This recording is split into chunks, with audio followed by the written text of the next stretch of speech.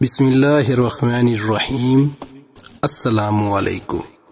امید کرتا ہوں سارے دوست خیر و عافیت سے ہوں گے۔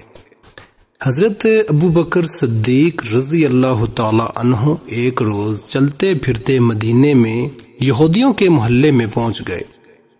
وہاں ایک بڑی تعداد میں یہودی جمع تھے۔ اس روز یہودیوں کا بہت بڑا عالم فنحاس اس اجتماع میں آیا تھا۔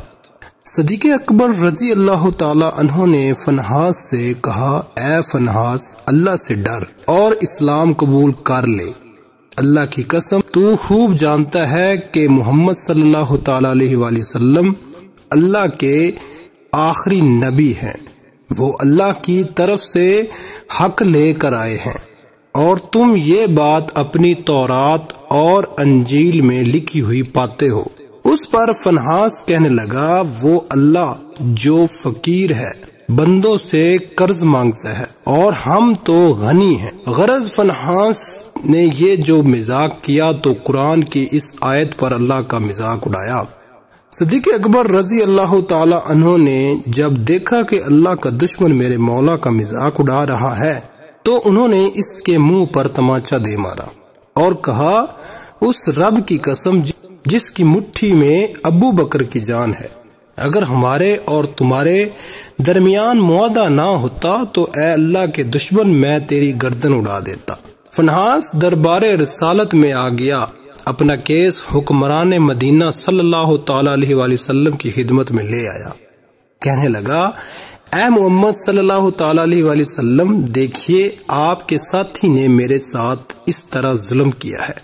اللہ کے رسول صلی اللہ تعالی علیہ وآلہ وسلم نے صدیق اکبر رضی اللہ تعالی عنہ سے پوچھا، آپ نے کس وجہ سے اس کے تھپڑ مارا؟ تو صدیق اکبر رضی اللہ تعالی عنہ نے عرض کی، اے اللہ کے رسول صلی اللہ تعالی علیہ وآلہ وسلم، اس اللہ کے دشمن نے بڑا بھاری کلمہ بولا۔ اس نے کہا، اللہ فقیر ہے اور ہم لوگ غنی ہیں۔ اس نے یہ کہا اور مجھے اپنے اللہ کے لیے غصہ آ گیا، چنانچہ میں نے اس کا منہ پیٹ ڈالا۔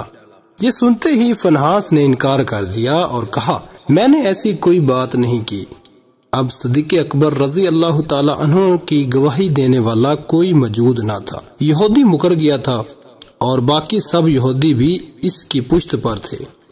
یہ بڑا پریشانی کا سماں تھا، مگر اللہ نے اپنے نبی صلی اللہ تعالی علیہ وآلہ وسلم کے ساتھی کی عزت و صداقت کا عرش سے اعلان کرتے ہوئے یوں شہادت دی۔ اللہ نے ان لوگوں کی بات سن لی جنہوں نے کہا کہ اللہ فقیر ہے اور ہم غنی ہیں۔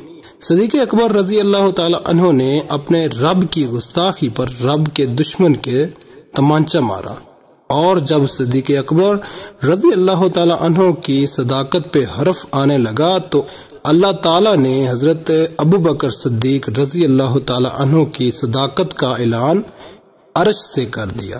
سبحان اللہ۔